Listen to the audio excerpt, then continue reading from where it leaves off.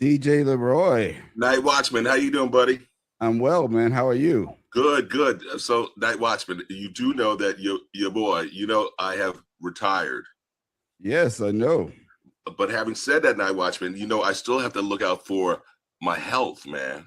That is very true. I mean, a number of times you have been talking me off the cliff, and so Night Watchman, I am back to walking, which is a good thing, all right? But also, you know what, Night Watchman, I have to really also focus on I would say, my flexibility and also my diet. What do you think, man? Well, all those things are important, and that's why we brought on a few people who can really talk at various angles about fitness and wellness. So let's start with Dr. Dominique Rowe. Oh, yes, bring her out here, yes. Right. Hello, good. How are you guys? Good. How you doing, Dr. Rowe? I'm well. I am fighting allergies, but I'm well. I'm very happy. Can you tell us what Move to Motivate is? Yeah, so Move to Motivate is a wellness fitness company providing in-home physical therapy for seniors, which I consider 65 and older according to Medicare, and also senior fitness instruction within different centers around New York City. Beautiful. So Night Watchman, that does apply to you. And it applies to you as well. Did you forget that part? I tried to forget. But having said that, Night Watchman, who else you got on deck, man? Talk to me. Well, we have Milton Washington, who is the founder of Rokmil Fitness. Oh man, I've seen that guy before. Oh, hey, what's up there? Good sir, morning. Aren't you located somewhere on Lenox Avenue? Is that correct? Across the street from Whole Foods, yeah. 124th on Lenox Avenue. Yep. So after I get my diet straight there at a Whole Foods, I can come right across the street and I can get the workout. Like many do. Exactly. Now, whereas we had Dr. Rowe with, of course, seniors. What about you? What's your demographic? You know something, we've had as young as a couple of 2.5-year-olds all the way up to 88-year-olds. Wow. And so our demographic is pretty expansive. And part of the reason it's so expansive is because our system of movements, which is Rokmil Indigenous Fitness, is movements to the beat using an African stool for support. So it all just kind of feels like a dance. Ah, beautiful. Exactly. Well, Night Watchman, I think we have another guest. Is that correct? That is correct. We have Lalita Dunbar of Lalita's Yoga. Good morning, everybody. Hey. How you doing, my dear? I am great. Thank you, Curtis. How are you? Good. So now do tell me, I do hear in the accent from across the pond. Is that correct?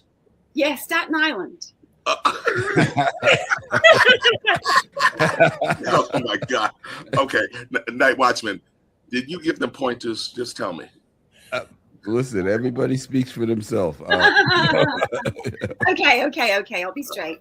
Born and raised in England, Jamaican parents, and a Harlemite for 30-something years. No. 30. Wow. Look great. Okay, so it's the flexibility, huh? So I feel like I grew up in Harlem. I've been teaching yoga for now 23 years, been practicing for about 36. Started with yoga as a kid, and somehow knew or had this impulse that children should have yoga in schools. Wow. So your demographic runs the course of how old to how old? Well, it started with preschoolers. I created a program in Harlem in 2003 in a preschool that ran for 18 years. So my littlest ones were 2. Wow. Until at that time it was 3rd grade. And things evolved over time. And it's funny because like Milton, my most mature student who comes to class every single week is 82 with the body of a 26-year-old. So wow. Amazing. Night Watchman, whoa! I'm scared, Night Watchman.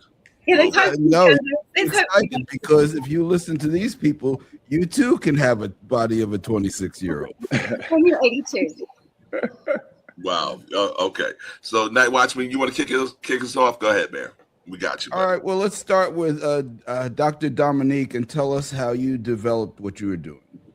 So I've been practicing as a physical therapist going on 8 years coming up this August.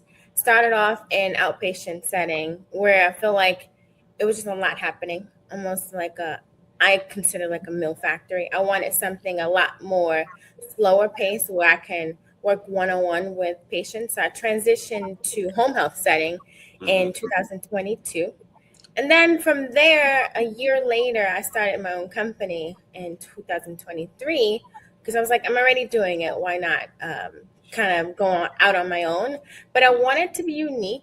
And it was not just the whole physical therapy component. It was like, how can I bridge a gap between my community ambulators, my community dwellers? So I consider Move to Motivate bridging that gap from the home setting back to the community reintegration. And I preach about it all the time because once I discharge a patient, I always tell them, so now what? Your job is to go out and continue doing the things that we practiced in the home or when we were walking outside or doing things outside so that you're more independent, you're more confident, you're more motivated to keep living, keep striving, and keep going. I guess one of the things I say, so I underwent hip surgery, or hip replacement surgery.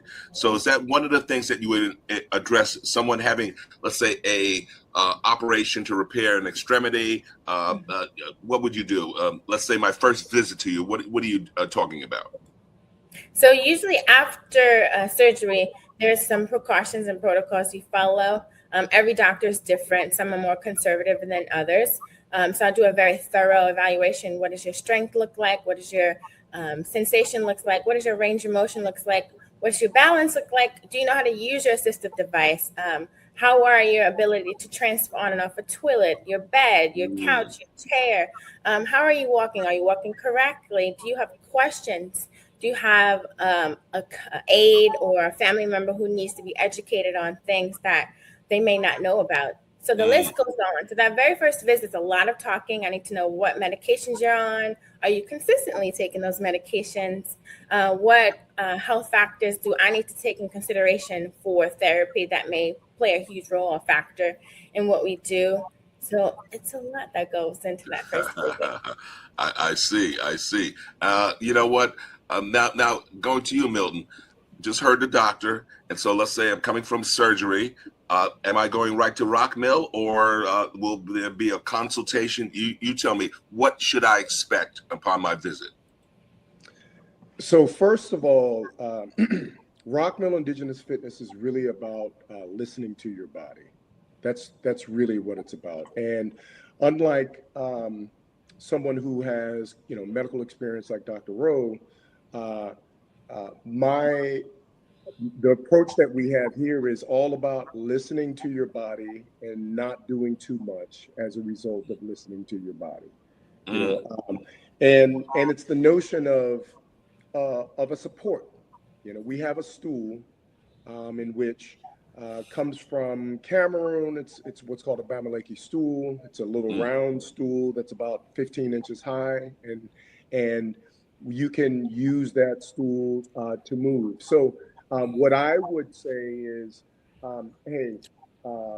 get acquainted with this support and explore your range of motion and explore yourself. And one of the big rules that we have here, we don't have a lot of rules, but a big rule is in Rokmil Fitness, you should never encounter pain. And if you encounter pain, stop what you're doing immediately. So, unlike kind of a medical approach, this is really an intuitive approach. This is exploring the body and kind of checking your range of motion, and what feels good, do more of that. And then if you do quite a bit of that, those movements in which you're moving to the beat and it just kind of feels like a dance, you can gain some strengthening and some flexibility by doing motions that do not aggravate injuries, that do not aggravate other issues. And so I think knowing a little something about the body or exploring the body and doing movements that are that feel good for you, I think that's a great way to kind of approach an injury situation. Gotcha. Thank you for that. So Lalita, all right. So same thing. I'm coming from surgery. I have a new hip. I used to be able to touch my toes quite easily, but now it's a little bit painful. I've lost that stretching, that mobility. What's my first visit with you going to be like? I got you, Curtis. Don't worry. You're going to be touching your toes quicker than you think. So if you come see me, and Dr. Dominique, I want you to send your patients to me next. So we're going to start. The first thing we're going to do is address the state of your nervous system. How? Very simple. Taking a deep breath. It's the simplest, smallest things that have tremendous impact on our health. And so if your nervous system is calm, everything else is going to flow, including your movement. So calm the nervous system first, do some breathing practice to slow things down and literally balance the brain.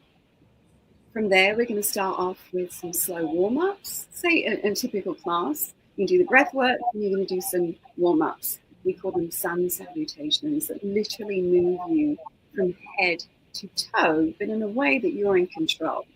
And if you can link up your breath and your movement, there's really not going to be a problem.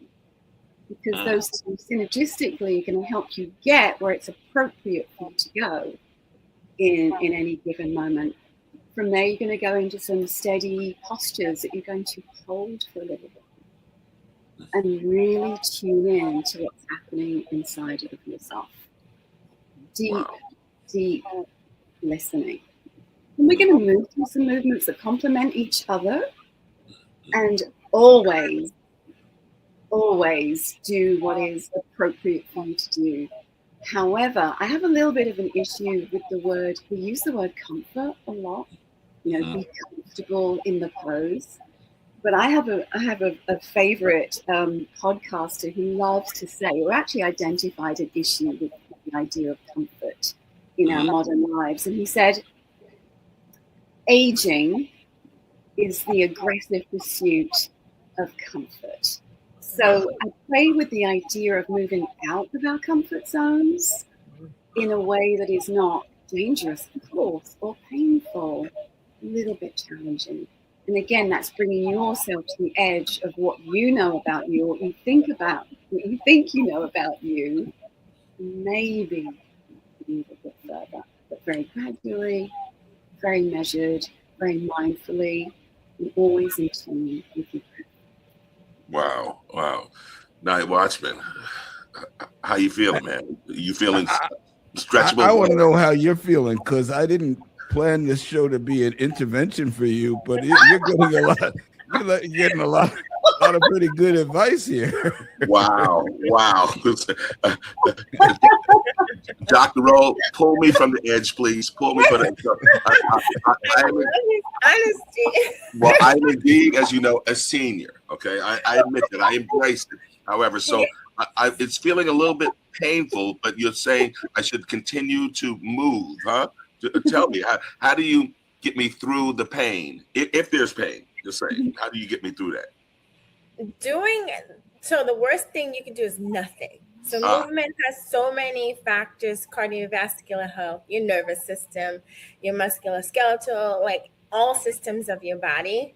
So you kind of, like Milton and like Lalita has said, you listen to your body. You don't overdo it, especially, ignoring the fact that you had surgery. But as a senior, you know what your body is capable of, but you also may need to learn, or relearn what your body is capable of. So it's kind of drawing in and then asking questions, because I'm here to always guide. I'm here to challenge you. I'm here to help you and I love working as a team. You have goals, and then based on your objective measures, what I saw first visit, I have goals. And then we come together to figure out how can we get you more confidently doing X, or going back into the community feeling comfortable doing Y. So it's so many things that we can do, but you are first. I always say patient is first. You're the center of what we do. And I always have to keep you in mind what your goals are and what you are hoping to accomplish. Beautiful, beautiful. And you know what? I hear that absolutely. And for you, Milton, remember, not a people are like you because you are an athlete. I know this, okay? And so were you always this conscious about, let's say, your body, movement, and also, let's say, the whole concept of in terms of Rokmil? Where was that born, man? Tell me. You know, I'd have to say that it was probably born, you know, from my personal story. You know, even before I was an athlete, I was a little black kid born in South Korea. And in the name of the business, ROK, that stands for Republic of Korea. MIL is for Milton. Because I was in a situation in South Korea in which I caught a lot of hate for just being black before I even knew what black. You know, I didn't even know what black was, right? Until I saw black soldiers for the first time when I was at the age of 6.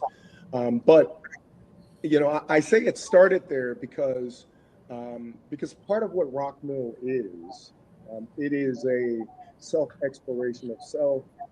Because I operate off the premise, you cannot truly love yourself unless you really know yourself. And without that exploration, you know, I think it's quite impossible. I think it is. So, so with that,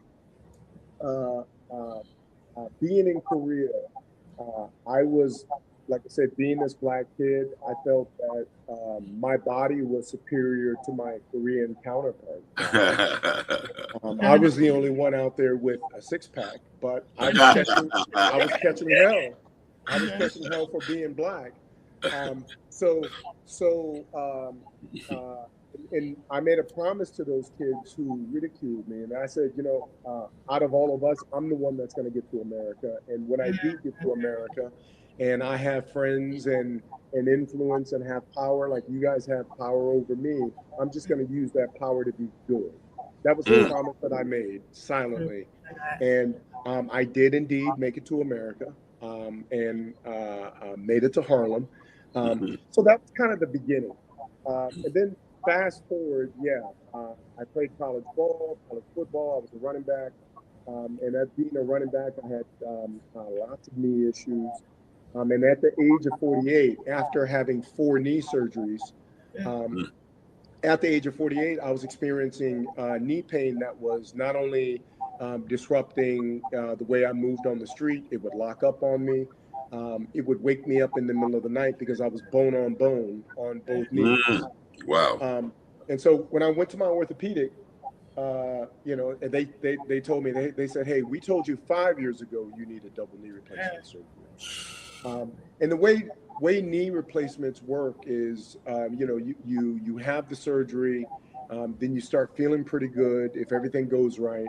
And then you go out and you burn those knees out again. And, you know, nearly a decade or so later, you have to get new knees. I didn't want to begin that cycle. So, you know, unlike, you know, kind of trained professionals in this realm, I'm more of a creative and an athlete. And, you know, that kid who was hyper self-aware of self in Korea.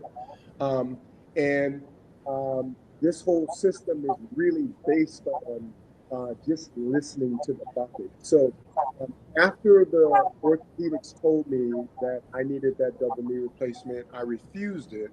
And I said that what I'm going to do is, among many things, you know, I'm going to explore some CBD topicals for pain, because this was about 8 years ago, and that was just kind of really coming out. I'm going to use some other things for pain, and I'm going to exhaust physical therapy. Okay. So, but I hate physical therapy. You know, it's goodness.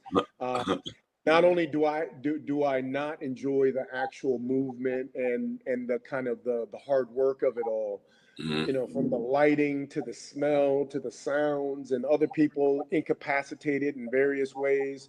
You know, it's just a vibe that I just do not look forward to at all. So, and yeah, I may do the physical therapy there, but I've never done physical therapy at home ever.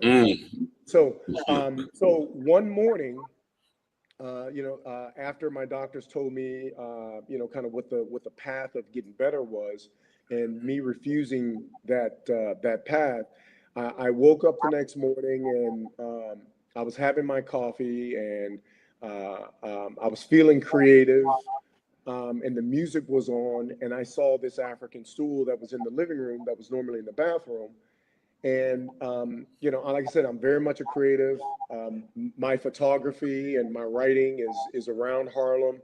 And I saw that stool and it just clicked. And I said, I'm going to use that stool to get into positions to help me even better isolate, particularly my quads, and my hamstrings, and my glutes, that whole kind of value chain of muscles that really go a long way in terms of bringing stability to the knee.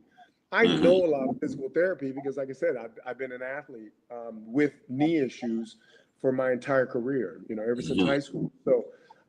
So the idea was that I'm going to get myself into position, but instead of doing boring physical therapy, I'm going to do all these PT movements that I know to the beat.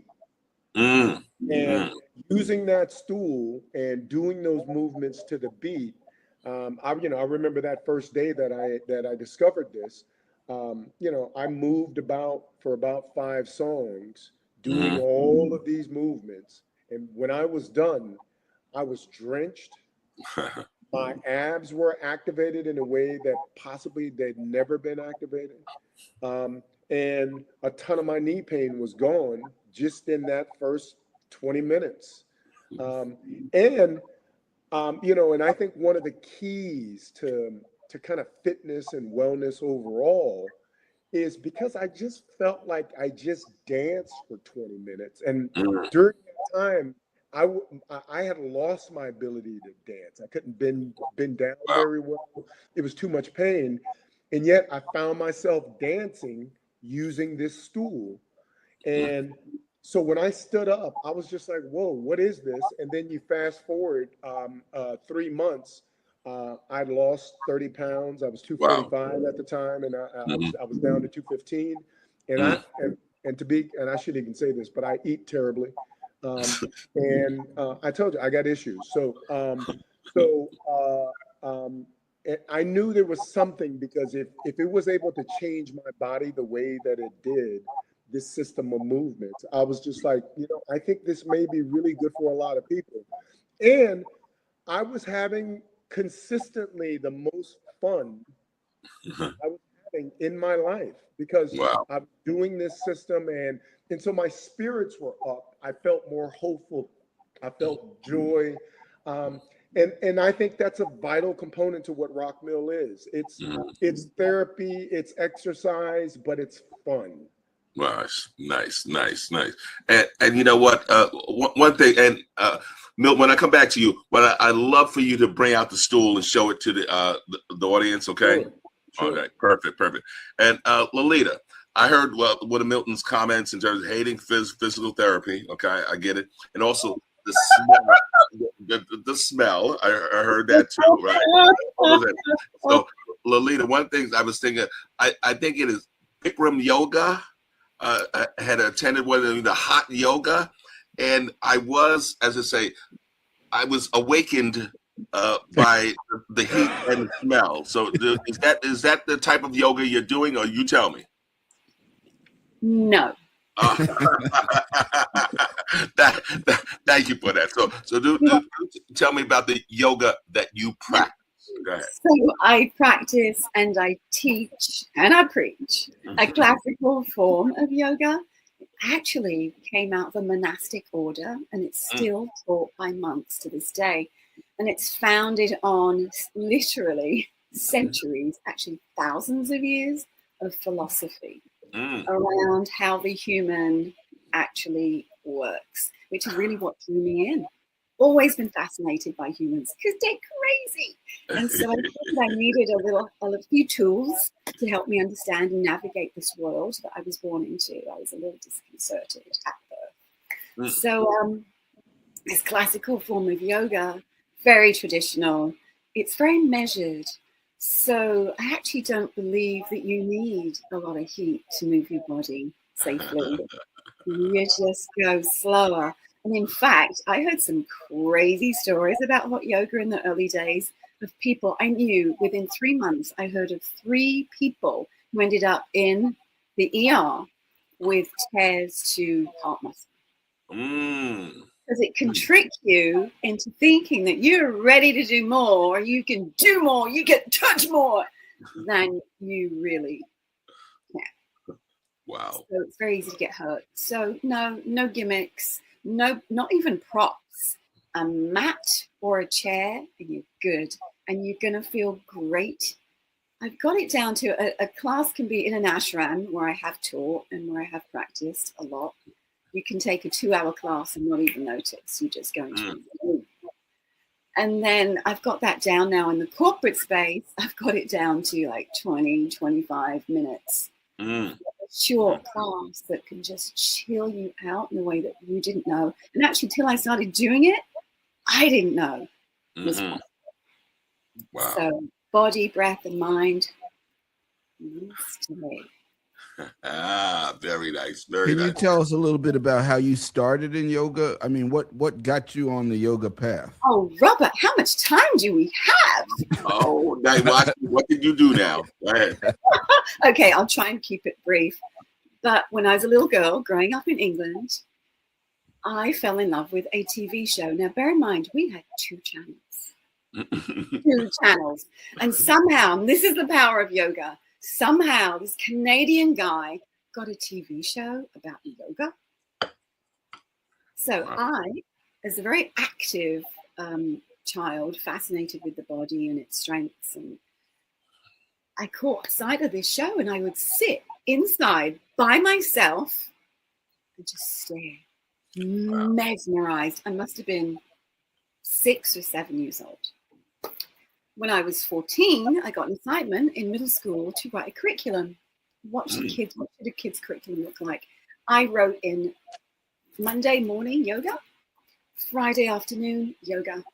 I intuitively felt that yoga was critical for health, and why shouldn't kids have it? We need to be calm, and we need to be strong. We need to be fit and flexible. So move on to college, struggling to finish my dissertation. I found in the middle of a magazine, it was a Cosmopolitan, I think. The center was sun salutations. I kid you not, and I'm not going to tell you what year that was, but those sun salutations I followed from the center spread of a fashion magazine, and I practiced yoga every morning for 3 months, and it got me through my dissertation without doing myself mental harm. So that was my first physical introduction to yoga. But I did notice at that point that it was very similar to gymnastics that I had done as a kid in school. I was like, that's curious, not knowing that there was a synergy there, a relationship. Came to the US after college, worked in the financial field, and thought I was going to lose my mind. It was such a cultural challenge, and it was such a cold space. A girlfriend saved my life by taking me to a yoga class in Chelsea, and it happened to be the first yoga center ever opened in New York. Wow. The Shivananda Yoga Center, it's still there on West 24th Street. I took 1 class, and I was done. I had found my nirvana. I floated down the street after class, and I floated down the street after class for 13 more years until I finally took the challenge to become a yoga teacher. Beautiful. Wow. NightWatchman, are you motivated now or what? Oh, absolutely. Absolutely. I want to go back to Dr. Dominique and hear a little bit of your origin story, not only in terms of going into medicine, but also transitioning to be an entrepreneur instead of working a traditional medical practice. So tell us a little bit about your journey. Sure. So I would say for the longest, I wanted to be an obstetrician. And then I got to college. Wow. And I was like, well, I don't think I want to do that anymore. So I was junior year and I met with my advisor. He said, you need to figure out what you're doing because you're graduating next year. So we kind of discussed. He was like, what do you want to do? I said, I want to help people. So he was like, okay, here's this. Let's have you go shadow either a recreational therapist, a physical therapist, or an occupational therapist. I was like, okay. I did my research and I found a physical therapy clinic in the area. And I went in and the first thing I saw was a female physical therapist. So I was like elated immediately. So then I stayed for maybe 2 hours and she was treating just a well-versed of patients. So she had a patient who had vertigo. She had a young athlete. She had an elderly patient. And I walked away so empowered because I was like, this is it. This is what I'm going to be doing for the rest of my life. Wow. So I went back to my advisor and he was like, okay, you found it. So I ended up being the only one in my graduating class who went the physical therapy route. I had a gap year. I came home. I worked in it was like a private practice that a physician owned. And I worked 6 months as a physical therapy aide and then 6 months as a receptionist. So I enjoyed that aspect because I got to see the physical therapy hands-on aspect. And then in the front, I got to see how to interact with insurance companies, how they were billing. So it started like turning the wheels early on before I even considered becoming an entrepreneur. So fast forward, I was working in orthopedics. I was learning. I was always asking questions about billing, why you're doing this. Okay, number of patients. Okay, how do you ask these type of questions to in the insurance companies? So I was like, okay, I'm getting my feet wet. And then when I transitioned to home health, my supervisor at the time, he was young. He was my age. He was an occupational therapist. He started his company during COVID. And he was just like, he's like, yeah, you should just do it, Dominique. You should start your own company. So I was like, okay, whatever. So like a year later, it started like dawning on me. I was like, I'm already doing this. Why not? And I'm always a proponent of taking a leap of faith. Like, just go out and do it. God got you. You're going to just do well. And I had a village, so many people who were just pouring into me and were just telling me things I already knew. So I just took the leap of faith. I will never work for anybody ever again. I love working for myself, love creating my own schedule. I love traveling. So having that flexibility of traveling when I can, when I want is great. And then just outside of the physical therapy side, a component of the business, going out, meeting seniors at senior centers, at community health events, talking with the decision makers also entices me, gets me very excited because it's like, okay, how can I make a difference in those seniors' lives as well? Not just in the home setting, but also in the community. So I love it. I'm still growing. I'm still kind of expanding my reach, but there's a lifetime ahead of me. And I wake up every day doing what I love, and I don't consider it a job. I love making a difference. I love gaining the wisdom from my seniors because they teach you so much and they have so much to say about everything under the sun. So I love it. It is, I feel like I'm in my purpose. I'm definitely walking in my purpose. Well, Doctor, and I got two more. A, do you take insurance? That's one. Okay. And then two, having let's say a patient or a client such as say Milton, how do you get him to like love or want to participate more with physical therapy? What motivation do you use on him? Okay, first question, yes, I am a Medicare Part B provider. So we can kind of, if someone is interested, we can go over the eligibility.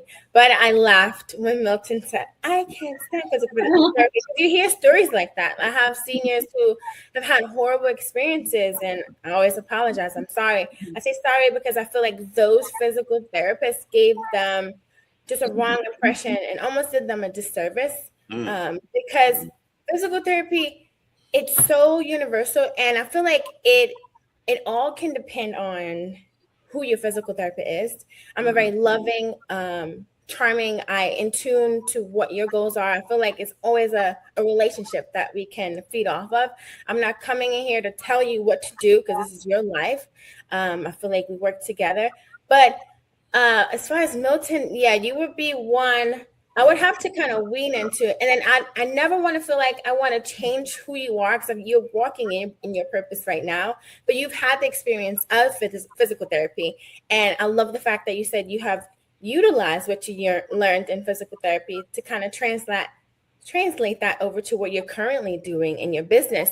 So you've gained something, which I am very happy about, because movement is universal. Movement is simple. It's just how you utilize it to make it functional, effective, and kind of keen to what your goals are. Excellent. And Dr. Dominique also has air freshener. So.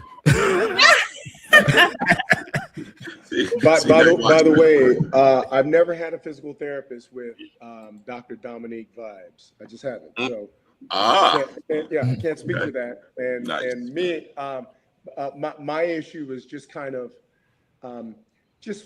listen. I completely understand the benefits of physical therapy, and I value that immensely because I've had so much experience with it. I know that if you're safely able to strengthen supporting muscles, improve elasticity, and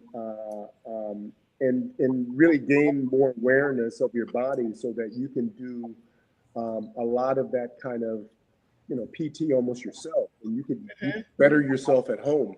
That's immense. And just that notion that you have that sort of control over your body, that's immense. So I love physical therapy. I just hate going to physical therapy. Okay, that's the difference. That's the difference. Okay. Yes.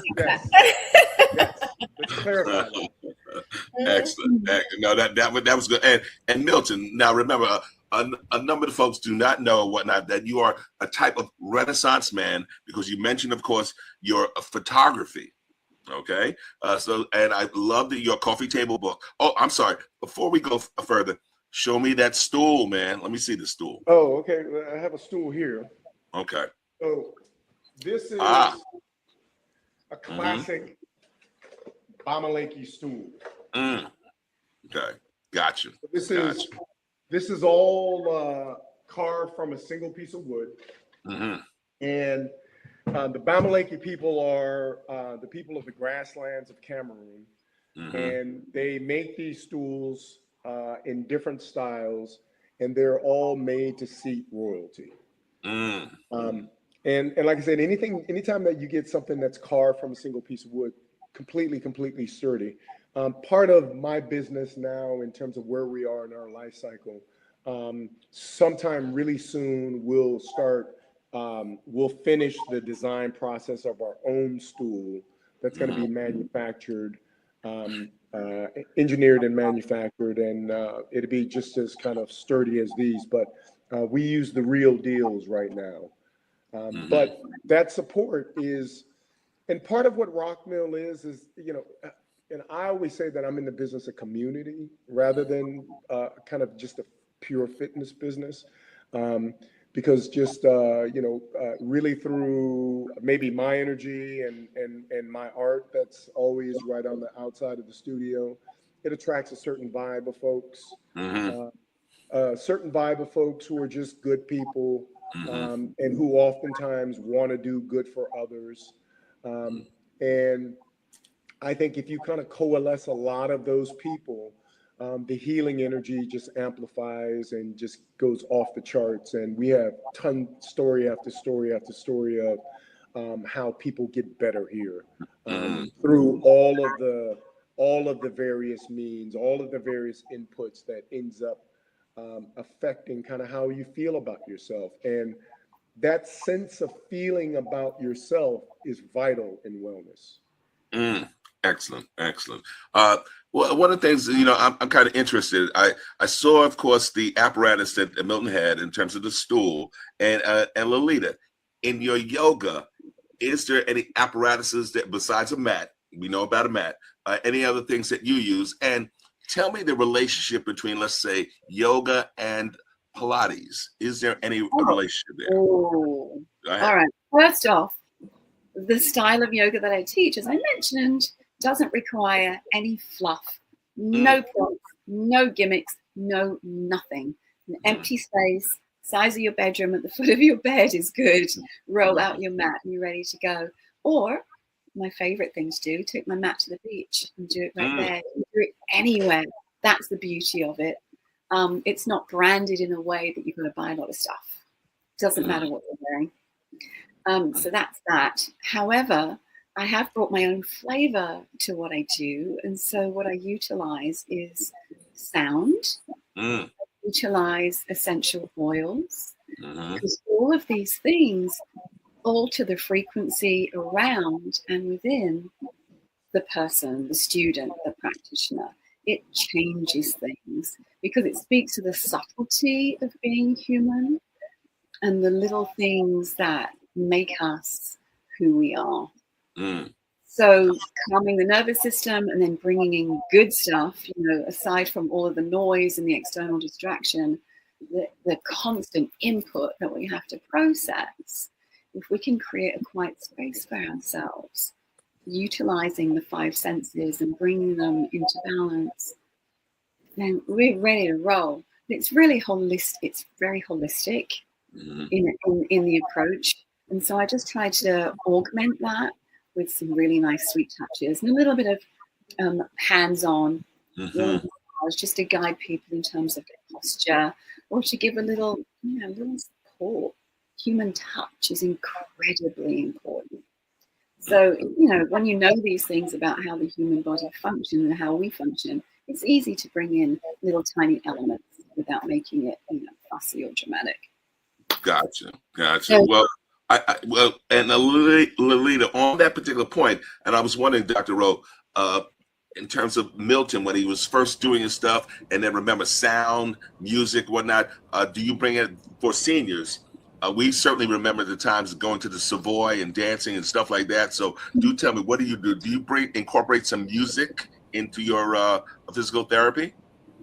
Yes, I would say not all the time, but there are cases and times where music plays a huge role. So I have a patient who has Parkinson's, and if you don't know, with Parkinson's, movements become very small, very rigid. So music, we utilize it to kind of help increase the amplitude and intensity, velocity of the movement patterns, kind of understanding that bigness is normal and kind of retraining their minds to kind of learn what that new normal is to help normalize, quote unquote, their movement patterns. And then for the classes that I teach, music has a huge influence as far as getting them motivated and energized to kind of just keep going and having fun. Beautiful.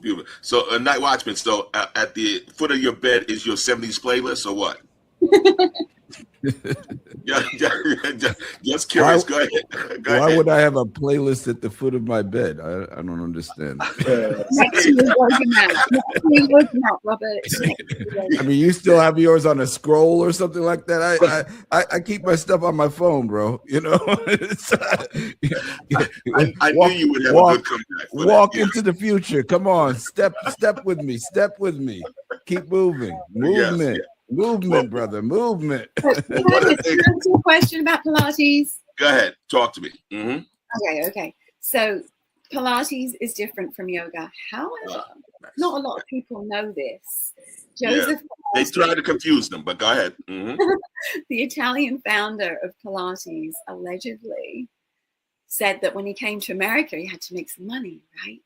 So he knew about yoga. It was a time when yoga was blossoming. I think it was the 50s. And he's like, yeah, but Americans like things to be complicated. So let me bring in some equipment and some stuff and then give it back to them. So that's the backstory that I was told about Pilates. So, of course, there's lots of crossover. In fact, it is said that yoga is the foundation, the physical entity that came before martial arts and then dance. So there's this thread that runs through human evolution.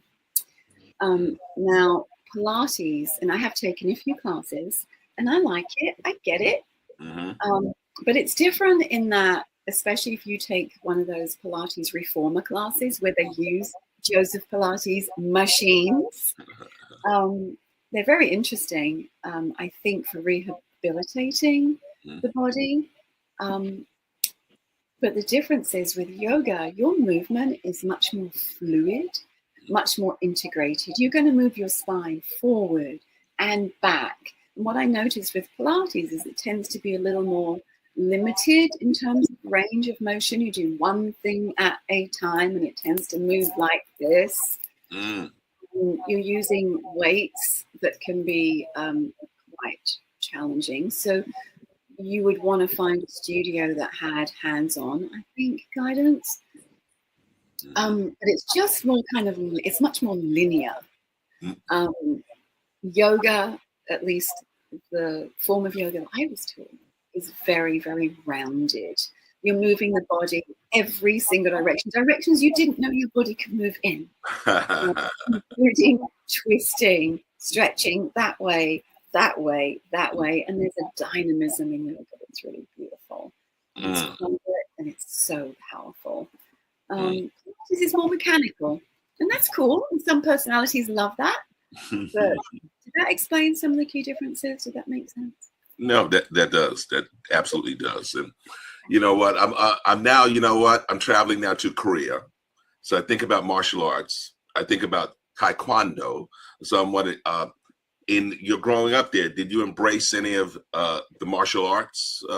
And was that one of the first early iterations in terms of what you got into, Milton? Tell me. Yeah, as a when I was 6 years old as a kid, my mother and I, we moved from the village to a town called Dongducheon, which is near the DMZ. And that was my kind of first time I was able to play around with other kids because, you know, they were forced to play with me because, you know, we're in the same class. And I remember, you know, I remember the day that I got my yellow belt. So, you know, so I think the martial arts piece is definitely kind of in my DNA. And then my adoptive father, Don Washington, he was a black belt in Hapkido, Taekwondo, several martial arts. You know, and because he's had quite a bit of an affinity for Asia in general, but particularly Korea. So kind of our family, our black family, the Washingtons, have a very large kind of Asian influence. So yes, so that is, I think, an element of Rokmil.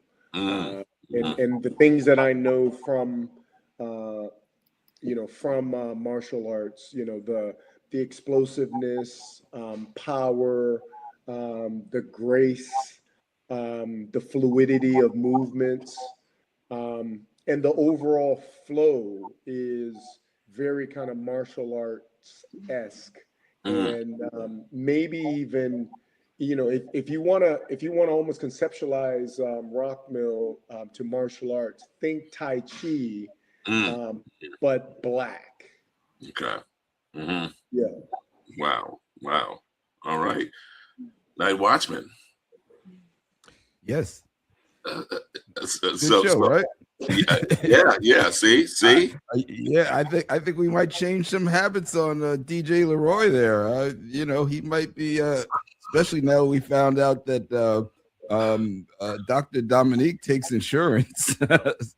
But I want to ask Milton and Lalita a little bit. I talked to Dr. Dominique about her trip to being an entrepreneur out of this.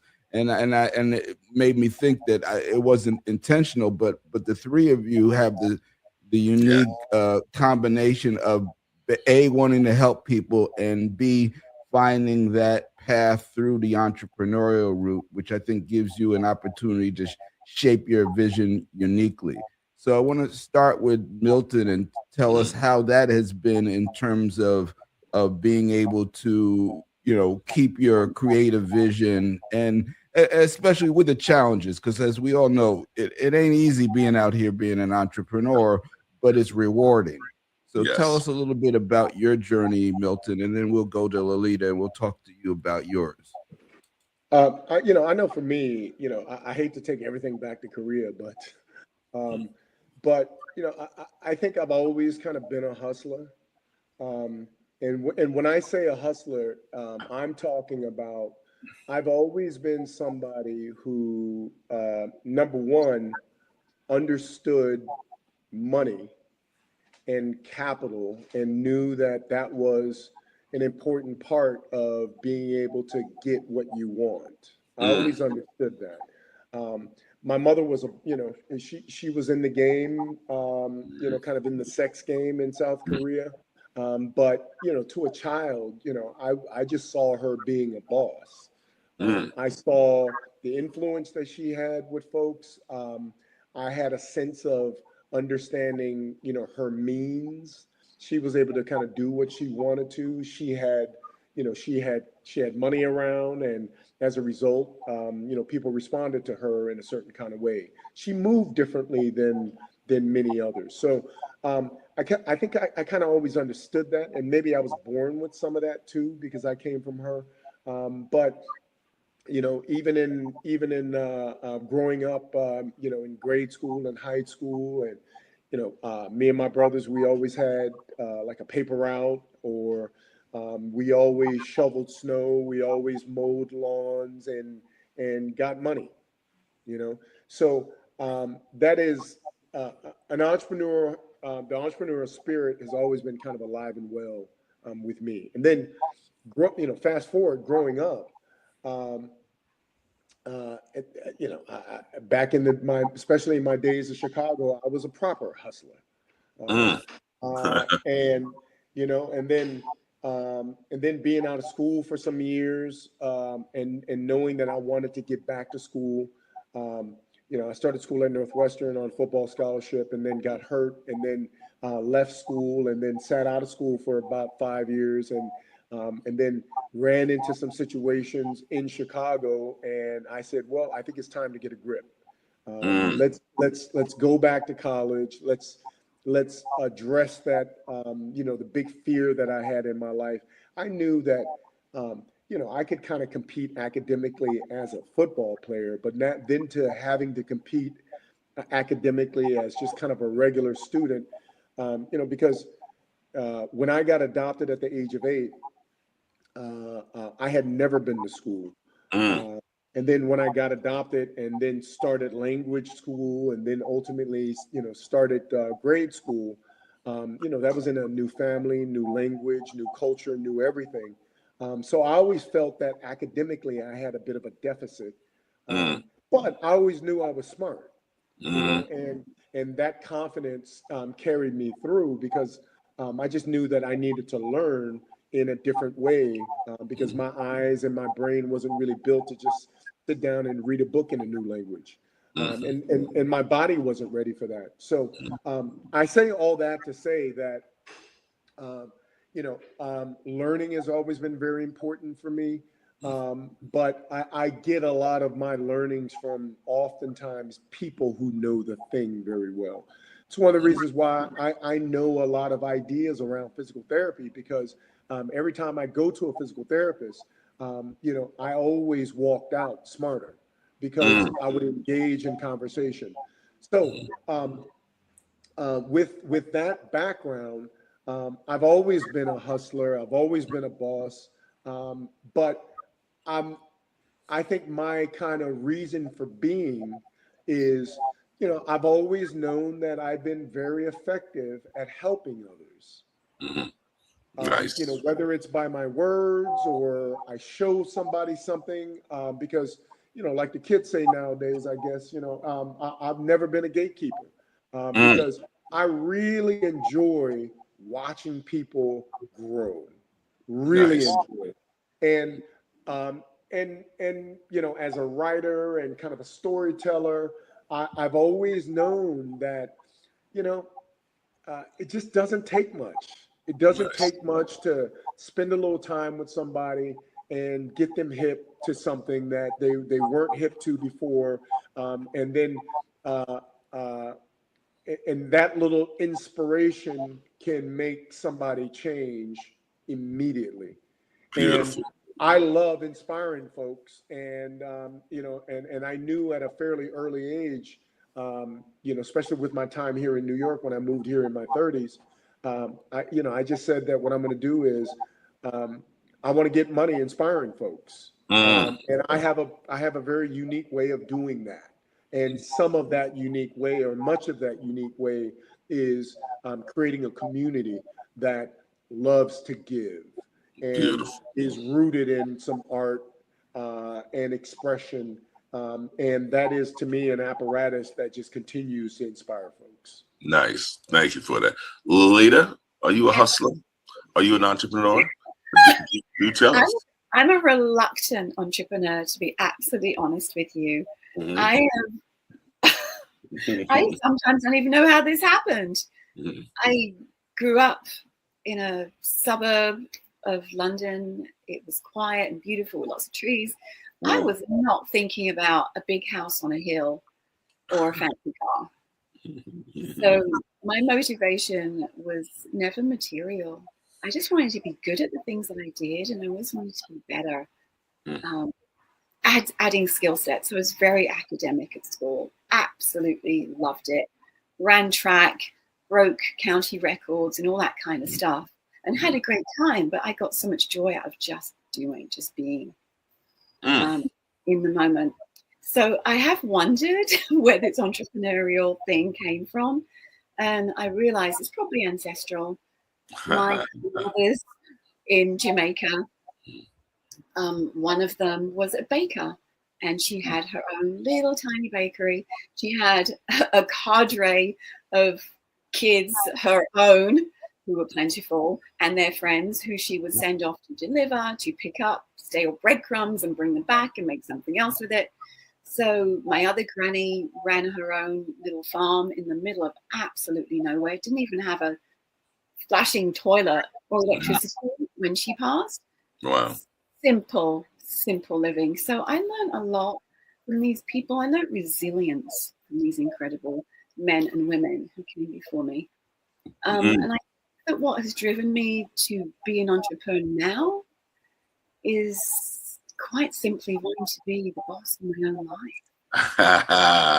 Very good. Not being pushed around, and being able to speak my truth and deliver in a way that's meaningful. And that's basically it. Well, a night watchman, you do know what time it is, right? Time for the lightning round. Okay, lightning round. So y'all, we're going to come around. We want your answers to be short, concise, and thorough. How's that? Night watchman, would you like to start it off? Let's start off with Dr. Dominique. Okay. Yeah. So do tell us, what you got going on. How can someone get in touch with you if they want to, and take it from there? Sure. So I would love to talk about my exercise class, a free exercise class that I have twice a month at the State Building, which is located at 163 West 125th Street from 11 to 12. Our class is happening today, but the next class will be May 5th. You can find me on Instagram or YouTube. That is the information right here on the screen. And yeah, feel free to reach out, ask any question, and join, because we love having people join. Movement is so universal. And I just want to plant the seed. It takes the faith the size of a mustard seed. You can do anything you put your mind to. Beautiful. Love that. Love that. Milton, do tell us what you got going on. Rokmil. Tell us your schedule. Go ahead, man. All right. So we do 6 sessions a week. We do Monday, Tuesday, Wednesday at 6:30 p.m. We do a Friday morning session at 11 a.m. And then we do Saturdays at 10 a.m. and noon. And like I said, we're right on Lenox Avenue at 124th Street, right next to what used to be Rice High School, right across the street from Harlem Shake and Whole Foods. And I say, just go to rokmil.com. Remember Republic of Korea, so don't put a C in there. All right? It's ROKMIL.com. And then you could sign up for your first free session and stop by anytime you want to, and just be ready to have the time of your life. Beautiful, beautiful. Thank you for that. Bye. Yes. Lalita, the reluctant entrepreneur. How does one get in touch with you? I want to take some yoga. I don't want hot yoga, though, however. Don't need it. You're hot enough already. I can be found on Instagram, #Lalita's Yoga. Okay. If you want to bring a state of peacefulness, balance, well-being, motivation, integration, and integrity into your business space, into your corporate space, you can DM me, slip onto my mat, direct mat, slip onto my mat at Lalita's Yoga on Instagram. I look forward to working with you, listening to you, bringing wellness into your space. Let me create a little event for you in your office. Wow. Bring my team. Night Watchman, here's the question. Before you close it out, will all of them be invited back to the cookout? I just want to know.